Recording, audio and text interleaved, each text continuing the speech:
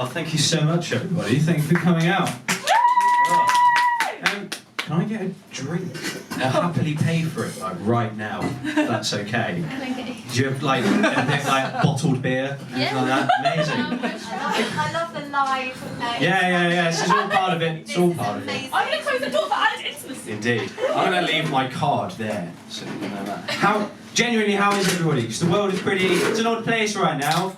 And my poetry set this evening, I've decided to focus on thank you so much, card is just there, lovely. I've decided to focus on one of my favourite things, which is films. So we have some film-orientated poems this evening. First of all, has anyone seen The Joker that's come out recently? You know, with Joaquin Phoenix and the guy who directed The Hangover 3? Yeah? The famous guy? I don't know, man. This one's called I Don't Think I'm the Joker, maybe. Sorry.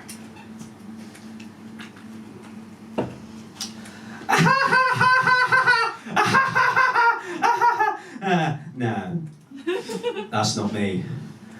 I haven't been beaten up whilst holding signs up, and I've not enough fingers to count the cuts, and the world around me isn't necessarily that fucked up enough to explain all this mental health stuff.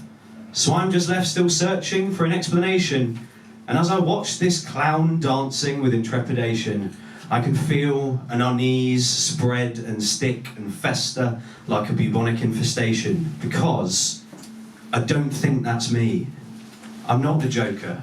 And let me just say, to anyone who has seen that movie and heard words like depression, anxiety, invasive psychology, and saw the baffling etymology between the Joker's shambolic methodologies and his various diagnoses, let me just tell you this. He's not our champ. There isn't a flag yet for the depressed community, but he should not be waving at people. He's fiction.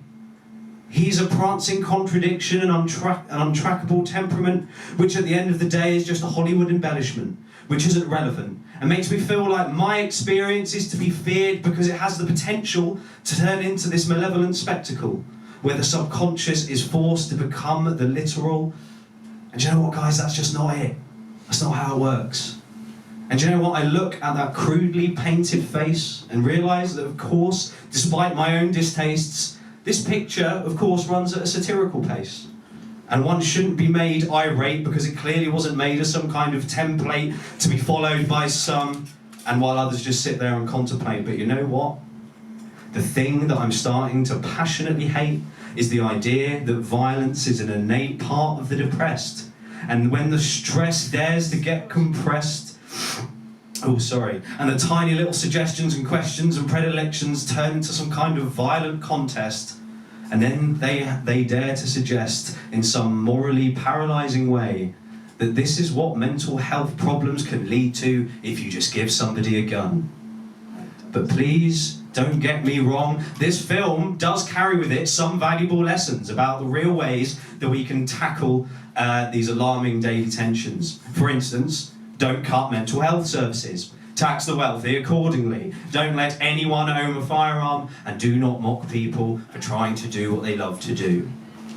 But don't, please don't hold up a mirror to the 80% of people out there, and statistically the 80% of people in the room, and say, look, the most evil person in fiction started like you did. Thank you very much.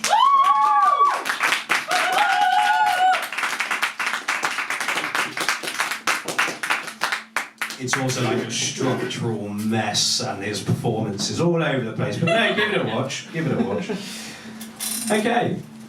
I think sometimes, I don't know, as somebody who is quite obsessed with film, it's hard not to look at one's life as if it were a film. This one's about that. I'm going to stop writing the script now. I've run out of ideas, and my pen's dried out, and there isn't a deadline anymore.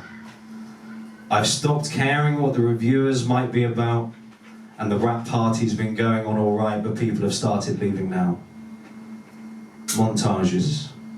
Oh, what I do for the occasional plot developing montage. Just trim the fat hour by hour, cut all the bits of me cowering from everything and questioning anything and burying any suffering under a bed of intoxicant smoke and haze, and then my narrative won't seem so exasperating.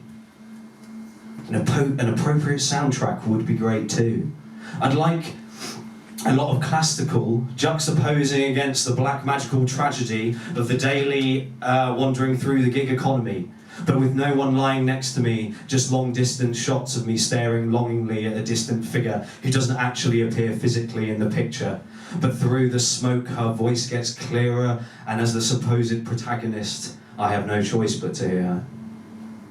But she doesn't deliver this harmonious and ubiquitous monologue, no. There's no dramatic plot twist or showdown with an army of antagonists. The next scene of this looks alarmingly similar to the next and the next and the next. Unfortunately, I know that flashbacks won't stop. They're among the cinematic devices which linger in the background of the faux paradise of this picturesque, well-tagged, well-shared, well-filtered online persona life. And that's when I see the beauty of the ethos of Dogma 95, but of course I'm just stuck with the real life. I don't want to pay for the lighting, the sound, and there's no need to keep acquiring the background artists or SFX editing techs because the cutting room floor is burning down from all the cigarettes, but yeah, there's still a little film left. And we haven't struck the set yet. And it isn't just me who's worked on this picture.